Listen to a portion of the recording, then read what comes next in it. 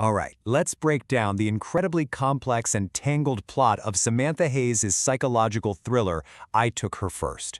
We're going to dive right into this insane web of secrets and lies. Right from the jump, the book hits you with this absolutely chilling line. It plunges you straight into a dark mystery. Someone's taken a child, and you have no clue who or why. I mean, talk about a hook that just grabs you and does not let go. Okay, quick heads up before we go any further.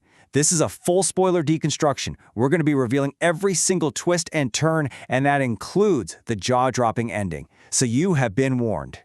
So, our story kicks off with a really desperate decision.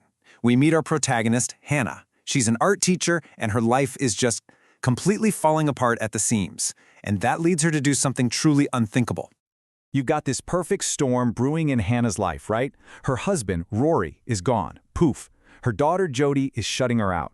And on top of all that, she is just consumed by this profound grief from years of failed IVF. This isn't just sadness, it's this deep, aching void that just colors her entire world.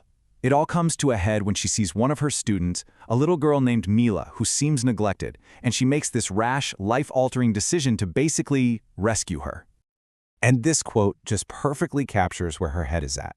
In her own mind, she's not kidnapping, she's saving a child. From her fractured perspective, a perspective totally fueled by loss and this desperate need to be a mother, she sees a child in need, and she truly believes she's the only one who can help. It completely blurs the line between right, wrong, and just outright desperation. So after she takes Mila home, Hannah's world just spirals into paranoia. A whole series of these bizarre and frankly terrifying events starts happening, making her feel like she's being watched, like she's being targeted, and like she's slowly being driven mad. And the suspense just ramps up like crazy. Her car vanishes, then it reappears with a single white rose inside, which is something her missing husband used to give her. At the same time, her daughter is being contacted online by some creepy stranger, and this weird red baseball cap keeps showing up near her house. Is it all connected, or is Hannah just losing her grip on reality? The paranoia gets even worse when she finally gets a lead on her husband, Rory. She manages to overhear him on the phone, but the words she hears are absolutely devastating. It sounds like he's talking to a new lover, which confirms her worst fear. He didn't just disappear, he left her for someone else. But come on, is it really that simple? An affair just seems way too straightforward for this level of psychological torment, right? The real key to this whole mystery is hidden in what Hannah finds when she starts snooping around the house of Mila, the little girl she took. And this right here is where the entire story just completely flips on its head. The truth isn't about a missing husband at all. No, it's rooted in a secret that's been buried for a quarter of a century. While she's searching Mila's home, Hannah finds these documents from the exact same IVF clinic she and Rory used, and she's horrified when she sees her own name and Rory's listed as the biological parents of Mila. The child was conceived from one of their embryos, which was stolen and then implanted in another woman.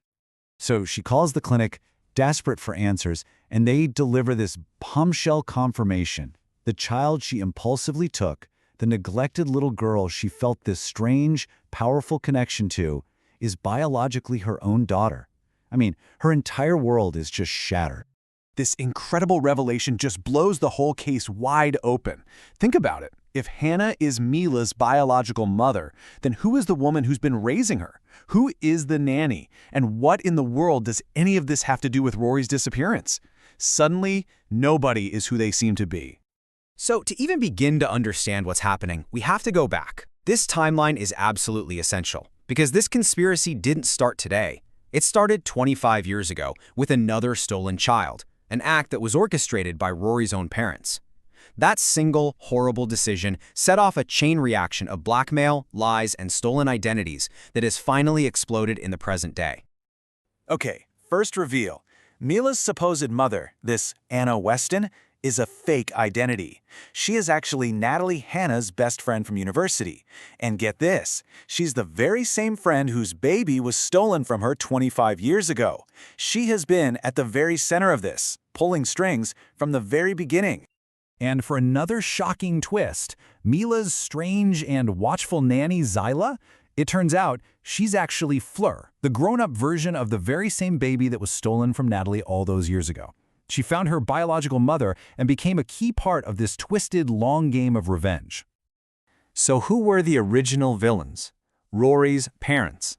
See, back in university, Rory got Natalie pregnant, and to fix the problem and protect their son's future, they did something unspeakable.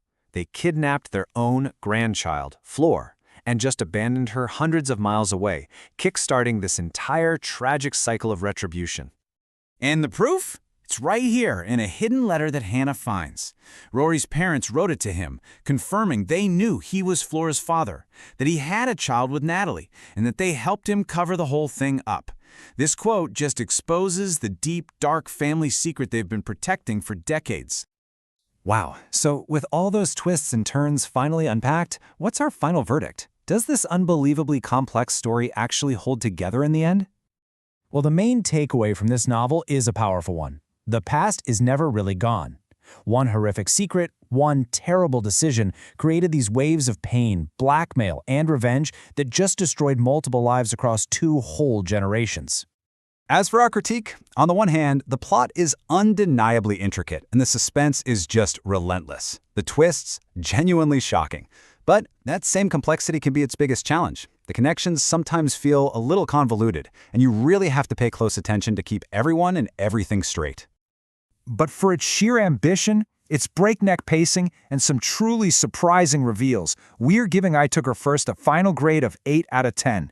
It is a wild ride that thriller fans will absolutely devour. And hey, if you enjoyed this kind of multi-layered mystery, you should definitely check out The Silent Patient by Alex Michaelides for its stunning psychological twist. Or try The Guest List by Lucy Fockley for another complex web of secrets, where pretty much no one is innocent. And of course, be sure to follow, share, and subscribe for more explainers just like this one. We'll leave you with this question to chew on. What secret would you go to any length to protect?